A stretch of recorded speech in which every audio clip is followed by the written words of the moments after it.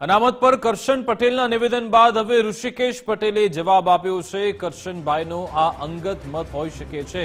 ભૂતકાળની વાતોને વાગડવી ન જોઈએ, સમાજમાં ખોટી માન્યતા પણ ઊભી કરાઈ રહી છે તેવું ઋષિકેશ પટેલે કહ્યું। આંદોલન લાગણીઓથી શરૂ થયું હતું તેવું ઋષિકેશ પટેલે આજે કહ્યું।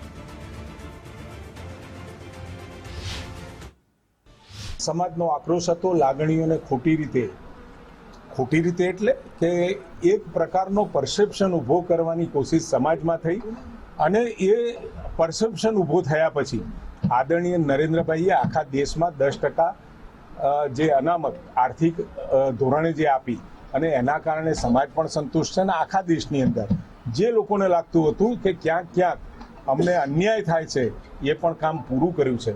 પરંતુ આ જે આખું આંદોલન હતું એ આંદોલન ક્યાંક લાગણીઓ અને જે એક પરસેપ્શન ઊભો કર્યો એના કારણે થયું।